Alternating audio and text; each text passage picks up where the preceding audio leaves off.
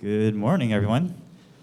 Thanks, Shara, for the kind introduction. I'm very happy to be here. I'm surprised that you all are here early this morning, because I always have a hard time waking up in the morning. And so today I'm going to talk about growing your startup so that it will become global, right? A lot of entrepreneurs, it comes across almost in every entrepreneur's mind that maybe we should take our company global. Maybe we should address a different market outside of your initial market, right? And today I would like to cover about some of the elements you should think about, when you're thinking about taking your companies global, and kind of my general advice on each of these elements, right? Cheryl gave a pretty good introduction, but my Twitter handle is DJ Tokyo. I don't DJ. But I know how to use iTunes, right? And that's why I use my Twitter handle as DJ Tokyo. But I started a startup accelerator called Open Network Lab back in 2010. We did about 40 companies. And probably most recently, like a company called Voyagin, which is a marketplace for travelers. They got acquired by Rakuten. Another company called DreamPass, which is an on-demand ticketing service, got acquired by Yahoo Japan. And hopefully we'll see more and more successes coming out of our accelerator. And I've also done like about 40 seed angel investments in the US. And yes, it became public that I have a new fund just on Monday. And so we're investing in this region and India and US and Japan. And these are kind of the partners. So on the your left is Teru, who he founded the largest one of the largest e-commerce company called NetPrice, which he took public in 2004, which later on became Beanos. And so throughout his tenure, he invested in great companies like Tokopedia, ShopClues, etc. Myself, and the very handsome man in the very right is Dirk, who he started Alps Ventures, which is based in Southeast Asia as well, a company builder that's focused in Southeast Asia, and he has incubated and invested in about 20 companies. So, global from day one. So a lot of investors, entrepreneurs, they give advice, and a lot of them say, you should go global from day one because the App Store has very good penetration globally. It has very good reach globally. The Google Play platform is wonderful. You can probably address many, many different countries at once. So you should go global from day one. But I actually have a very unpopular advice, which is actually no, you shouldn't do that. The reason why is because the world is very complex, right? There are different cultures, different ethnicities, different demographics. So it's very complicated, and if you're addressing a very diverse group of people, you start to lose focus, and you start to get confused about the signals that you get from your users, like who am I supposed to listen to, who am I not supposed to listen to, and those kind of things. So I actually suggest that you focus on one market and one demographic. This is just the early days of your startup, like when you're just getting started. And you want to maximize leverage, right? And so when you think about which market you should go after first, it isn't the biggest market that you should go after first. It's actually the market that you have the biggest leverage for. And usually you have the biggest leverage in countries where you're brought up from or brought up with, right? And so if you're born in Japan, raised in Japan, your initial market should be Japan, same as in Malaysia or Jakarta or and so on. So you should really target first the market you understand most, where you have the most leverage in terms of connections and understanding and those kind of things. So you should and you should pick one market to dominate. The next thing you should think about is team, right? And if you actually Google like a lot about like what's a good team formation, a lot of them say you should have a diverse team, right? And because having different perspectives will create more creativity and will spur more interesting conversation, et cetera, et cetera. Usually with a lot of these articles are talking about larger companies. It is true that you want to have diversity in larger organizations or for countries, but for startups, I actually have the anti-diversity startup theory, which is startups shouldn't be diverse. The reason why is because you want to maximize on speed. And when you have people with different cultures, different backgrounds, and those kind of things, you create a lot of friction in communication. and it's very hard to make quick decisions. And so for startups, especially when you're starting with just 2 or 3 people, you should actually get people who are kind of similar to you so that you can make quick decisions. You want complementary skills, so you want people who kind of, who have skill sets and knowledge that complement you, but you don't want to have someone who kind of would create friction when you have communication or would try to make decisions.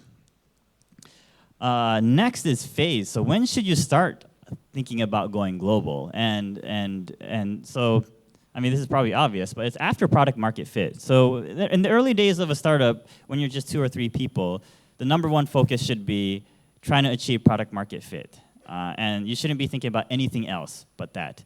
And so once you achieve this phase, you can start thinking about going global. So and the other thing you want to make sure is that you're on track to dominate your first local market, right? And if you're unsure if you're going to dominate the market, you probably shouldn't be thinking about addressing a different market at this point. So you should really focus on trying to achieve product market fit and make sure you're on track to dominate that market. And then, so the other thing, so once you achieve product market fit, okay, now it's time, maybe we have the luxury to start thinking about going global. You want to assess the competitive landscape. And the question you should ask for yourself is, can you win? So obviously, when information travels very fast, innovation is happening very quickly, there's most likely a competitor in the market you're trying to enter, the new market you're trying to enter, or the first market outside of your initial market. There's always a competitor. So you really need to assess rigorously who your competitor is, who they are, and where they are in terms of the maturity of the business, right? And you want to know what sort of people are actually running the business, because usually the differentiation between one and another startup is the people that's executing the vision and the strategy. And so you want to really understand who they are. Can you really actually build a local team or to go against them? And the other thing you want to think about is the other investors. So usually there is a local investor who likes to fund local entrepreneurs. And so if you're trying to enter a new market, most likely there's going to be an investor that's going to try to invest in your competitor. And so you want to understand how deep their pockets are. And that's how you plan on strategy, and that's how you would plan on how much budget you would allocate for that country. I mean, one example is Uber. Like, they are up against billions and billions of dollars. I mean, in China, they have a competitor that raised $1 billion. Over here, as everyone knows, Grab Taxi has raised quite a lot of money. In India, and Ola Cab, and those kind of things. So there's a lot of investors trying to bet against Uber. And so you want to really think about these things, and that's why Uber had to raise a lot of money. It seems like they're raising $1 billion every month.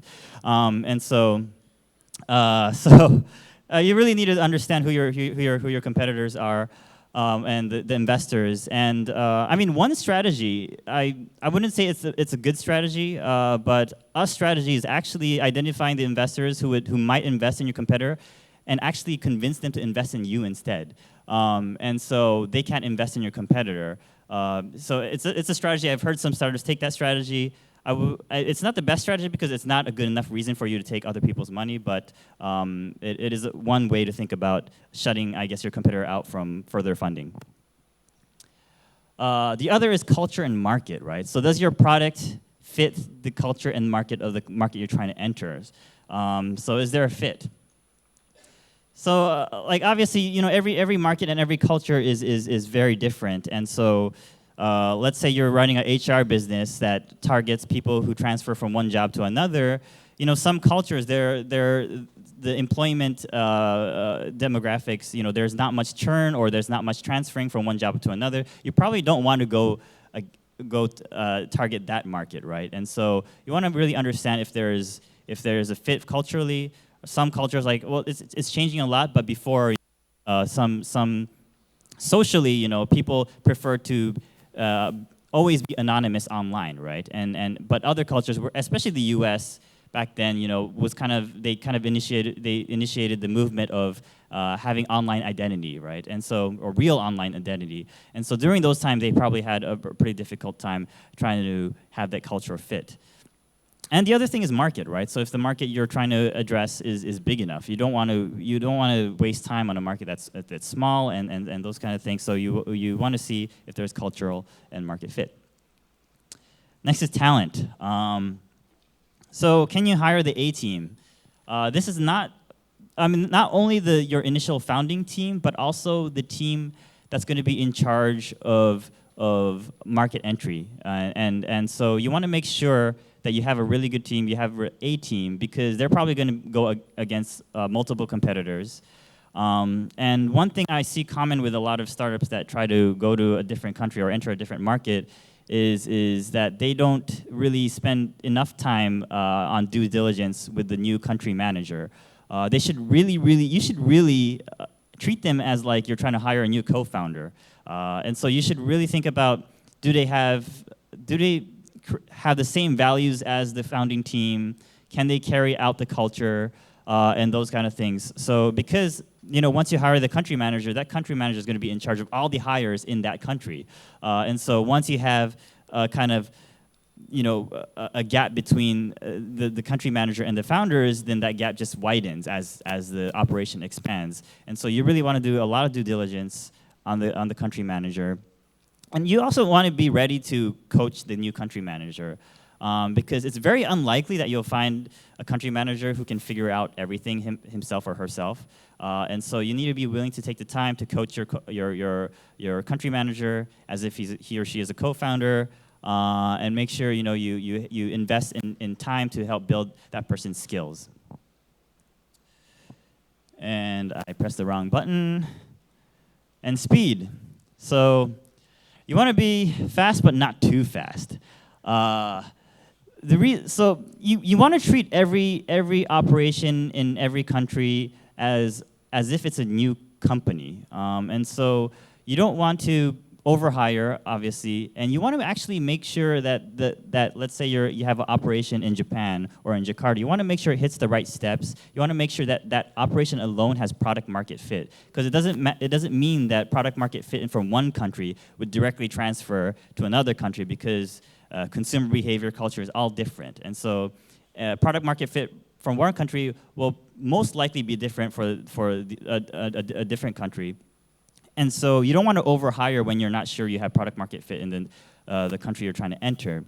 And so you want to stay frugal. You want to treat it as if it's a new company, and so on. So you want to be fast, but not too fast, right? And so everyone kind of remembers Groupon and many other businesses like that, or even Fab, that kind of overhired and overexpanded very quickly, but the unit economics, or they didn't have product market fit, and so that's why they both didn't do too well in the end. Leverage. So this is there's a lot of points on leverage, but you really want to maximize leverage in all ways possible when you're addressing a new market. One way is to leverage your brands and customers. So I think Twitter did a pretty good job with this, but once they had President Obama use Twitter as for his presidential campaign, they leveraged that quite a lot for market entry into Japan and other countries, right? So when they talk to other businesses, or when they talk to PR in the local market, they leverage that a lot. So if the president's using it, then everyone else should be using it, and so they do that pretty well. A lot of B2B companies like Salesforce, so Salesforce is doing very, very well in Japan. They leverage a lot of the existing customers, saying that they have all these big clients using their products, so you guys should do too as well. The other thing that would be interesting to understand, or good to understand for a company, is network effects. How many of you understand what network effects are? Okay, not many, so I guess I should explain. Network effects, I'm very bad at explaining what this is, but basically, the more people that decide to use your platform, the more valuable your platform becomes as a whole. Therefore, the more value your customers can extract from your platform. So an example is a telephone, right? If you're the only person using a telephone, it's not that valuable. When you have the second person, it becomes a little bit more valuable. When you have a third person, it becomes a lot more interesting. But when you have the whole world using the telephone, it becomes super valuable, right? Because everyone's using it. You can call anyone you want. That's basically network effects. It becomes much more valuable as more and more people enter this or use this platform. So Facebook is Facebook is extremely, it has huge network effects. LinkedIn as well, because everyone's, uploading these resumes. It becomes much more valuable for recruiters and everyone else, and so on. So having network effect is very good thing for a business. It makes it very defensible, and so that's why investors love companies with network effects. That's why there's billions and billions of dollars put into marketplaces, kind of eBay equivalent companies, or billions of dollars put into companies like Uber, because there's huge network effects in these businesses. But the one thing that would be interesting or good for you to understand is there network effects that affect globally, right? So does your network effect transfer or influence other countries? And so let's say, Airbnb, for example. So I'm sure a lot of you know Airbnb. They actually have quite interesting global network effects because they have a lot of, I think the stats with 60% of the users are international users. But whenever there are people flying into the US, let's say it's from Japan to US, that's influencing users in Japan. And so I'm not sure if they did this, but one way that they can think of leveraging their network effect is they can target users that are flying into the US, try to convert them as hosts, and so that Airbnb would have hosts in, let's say, Japan or Malaysia or Singapore, etc. And actually, users in the US can actually enjoy those network effects because there are a lot of travelers, especially from US to Singapore, or US to Malaysia, or US to Japan, and so on. So that's one way to kind of leverage your network effects when entering a new market. And so companies like Airbnb has the luxury to do that. There's a company called Artsy, which is basically a marketplace for art, but they have a lot of art being kind of transacting between different countries. So they have a lot of global network effects. Social networks like Facebook, Instagram, and those kind of things have a very global reach as well because they have a lot of network effect to leverage from. The other is investors. So you can actually leverage investors as well for market entry, especially if your existing investors have some sort of, like us, I guess, or like who have some sort of reach or presence in a different country. The other way is to get investors from other countries involved, right? Like I said previously, that is one way to leverage yourself into a new market. But the one thing you should really be careful of is taking venture-backed money in general it sets your expectations high, right? Because investors generally have expectation of an exit, and so if you take VC money, that means you will have to exit in some way, and so it's either like an IPO or M&A and those kind of things. So if you just want to have a lifestyle business, it's probably not good to have a VC invest in your company, but also, but the other thing you want to be careful of taking money from foreign VCs is not to set your valuations too high. I mean, obviously, as an entrepreneur, you want to your best interest is to maximize or to make your company as valuable as possible. But overvaluing your company is also a dangerous thing. So one dangerous sign I see sometimes is when investors value a company under the perception that company will succeed in new market entry. That means if, let's say there's a company that's just addressing Singapore, a VC would invest in that company based on a value that it would successfully penetrate Indonesia or Japan, right? And that's kind of dangerous because if it doesn't successfully penetrate those markets, then how are they going to justify that valuation?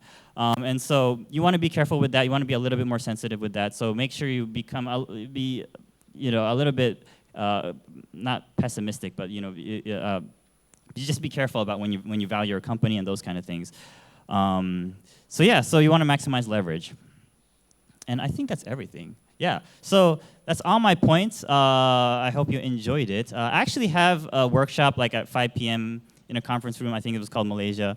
And I'll be talking more about what investors expect from you, how to fundraise from investors. It is at 5 p.m. So come if you're curious. And thanks a lot. So I think Hiro wanted to do a little bit of a fireside chat. Okay. So to add on, actually, I'm curious. So you've invested in you're one of the few VCs that do cross-border investments: U.S., India, Southeast Asia, Japan. So curious, like, what do you see across borders, and why is that an investment strategy? Because U.S. market is so much more mature, even Japan, and then you have Southeast Asia, emerging market. What do you see? So it's really interesting. As Cheryl mentioned, there are not that many investors that invest in many different regions.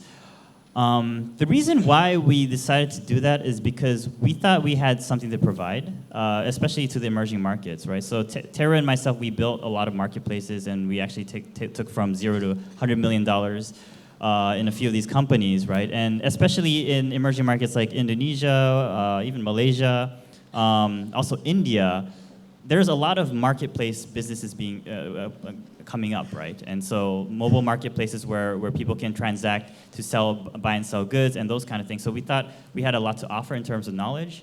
And the other thing was we thought so as we were traveling through different regions, there are actually very interesting lessons that you can learn. There's just a lot of interesting happening in India that Yeah, go ahead. Give us 3 lessons. So one 3 lessons. Okay.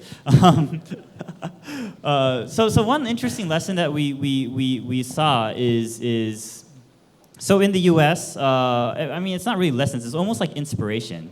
But in the U.S., there's a lot of companies that leverage interest rate, right? And so actually, what these companies do is they don't charge companies money or transaction fees, but they actually make money with interest rates. So like when you buy a car or when you buy a house and those kind of things. And not many entrepreneurs actually realize you can leverage interest rate a lot in Japan, in Jakarta, or in India, and those kind of things. So that was one interesting kind of inspiration.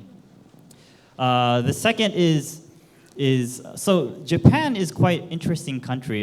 So we have probably one of the most valuable price comparison company in the world. And the reason why is because they do price comparison from anything from products to insurance to whatever you can think of, all kinds of services, right? And there's no other company in the world that probably does the same thing. And so when we see price comparison companies emerge all over, in different regions like Turkey or India, it helps that if we inform that there's this actually really valuable company in Japan that's doing extremely well by going horizontal very quickly, right? And so, have you heard of iMoney?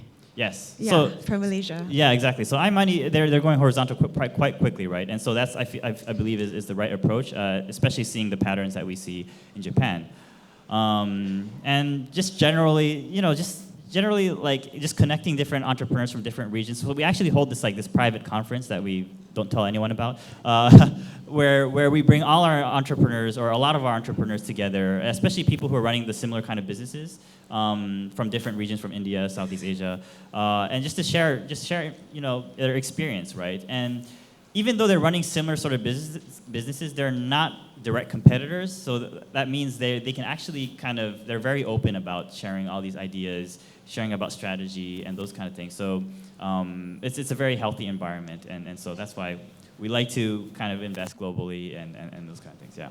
What do you see in Southeast Asian entrepreneurs that you think can be improved, or you wish they did better compared to your more mature investments in Western countries? It's to be honest, I feel like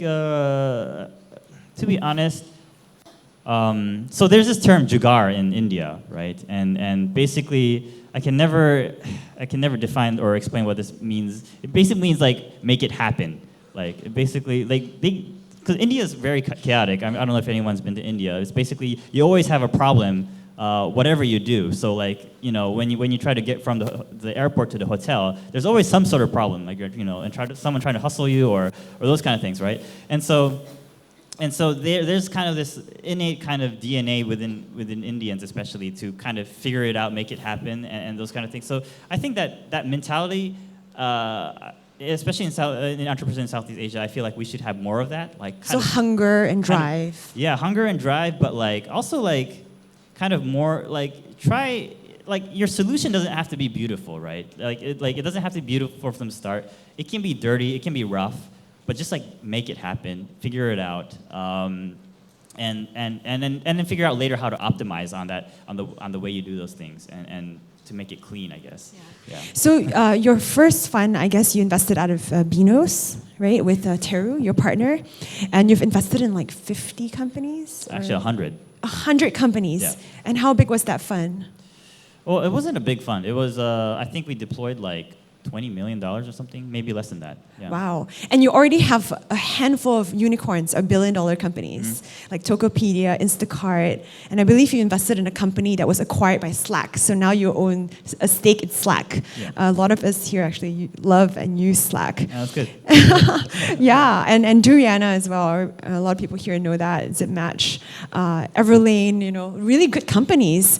So just really curious, even on my part, like how do you get these deals as a new fund?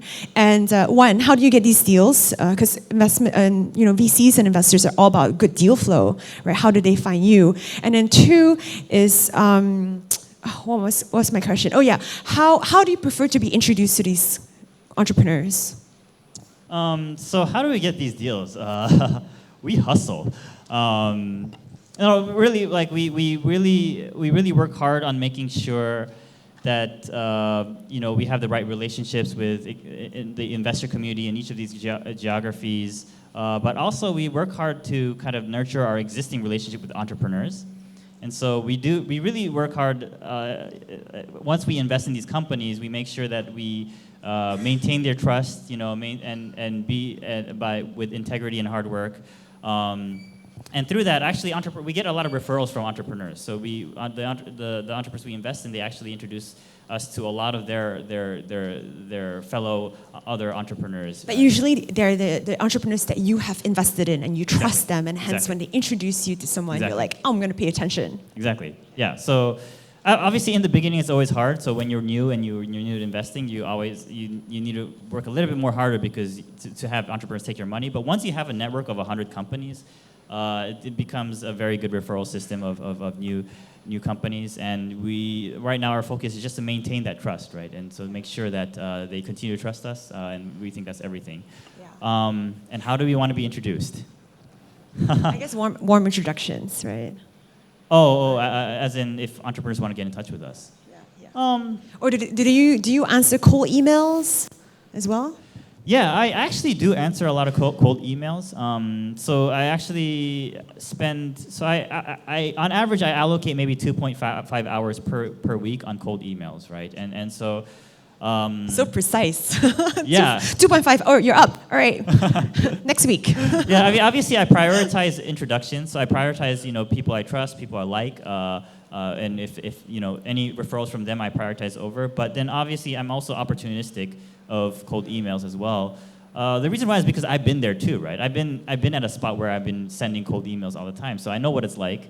And so I try not to ignore people. I'm sorry if I do.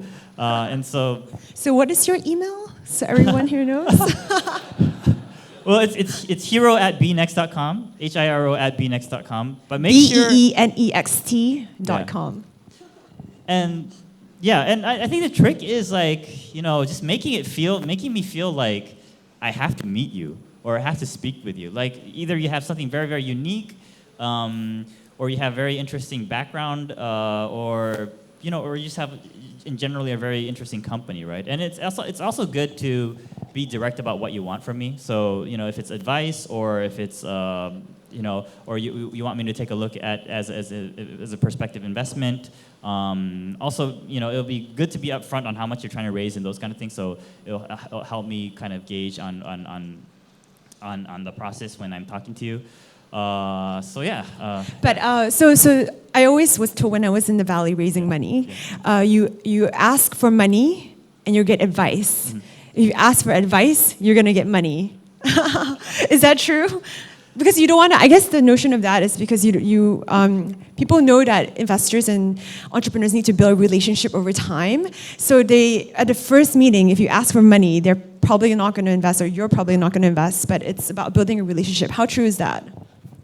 I think it's half true, right? Or mostly true. But I mean, the thing is, like, so most likely when you first approach a VC or investor for money, you won't get it, right? Because, I mean, like, who will get it right for the first time, right? So it's like dating. Yeah, it's like dating, right? And so, obviously, and we expect that. We expect that you won't get it right the first time. So most likely you will get some advice on how to get right next, right? And so what sort of things you should do, or what sort of things we suggest you do, and just come back to us, right? And I think, and if you show great progress, you know, we'll meet you. I mean, like, there's a lot of companies that I actually said no to initially, but gave advice instead, and they came back to me and actually invested in them later on. So, yeah, I mean, we like progress. Well, I'll talk about it more in the workshop, but like, I'll tell you like what we like the signals that we like. But progress is one thing that, like, you know, investors are very weak on, you know, and so they love seeing progress. They love seeing graphs that's up to the right. So yeah. So traction over time. Yeah. That's great. So final couple minutes.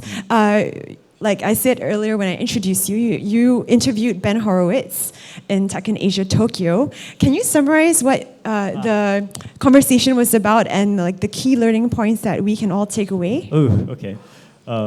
Actually, the funniest thing in that conversation was his relationship with Mark Andreessen. But anyways, no. But basically, he said that he wouldn't want to have lunch with Mark Andreessen every day. Isn't that his partner? Yeah, it's his partner, it's his co-founder, right? I thought it was quite inspiring because usually you think that you have to be best friends with your co-founder, but you actually can have a very healthy kind of business relationship, even if you don't feel like you want to have lunch with that person every day. As long as you respect each other, and you know you're very clear and everything about, or honest about to each other, right?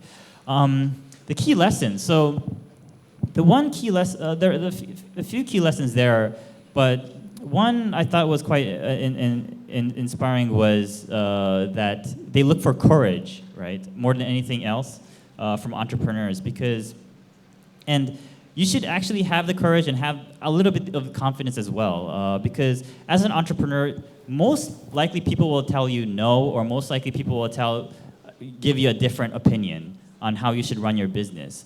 But the interesting thing is actually no one else understands your business more than you, right? And so you should have the courage to think for yourself and have the courage to actually go against public opinion. I mean, the example he gave was when Apple wasn't doing well, like, I forgot, like 10 years ago, right? And everyone was telling them, oh, Apple should, you know, be a little bit more open and allow kind of the OS X be installed in Windows machine or PCs and those kind of things. And back then, like, it seemed like an obvious thing because Windows was dominating back then with that strategy. But then Apple just continued to do their thing, right? And it's because Steve Jobs just had the courage that he thought that wasn't the right thing, and for a better experience, a better high quality product, they would just maintain to do everything from the hardware and up, right? And so, you know, having that courage is very important.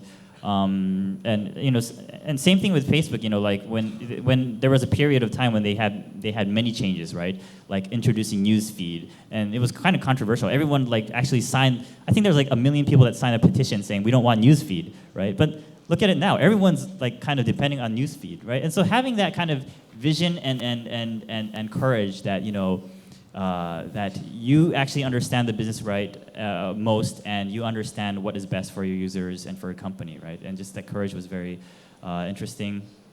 Yeah, I think that was the most like kind of for me was very kind of eye-opening opinion. Yeah.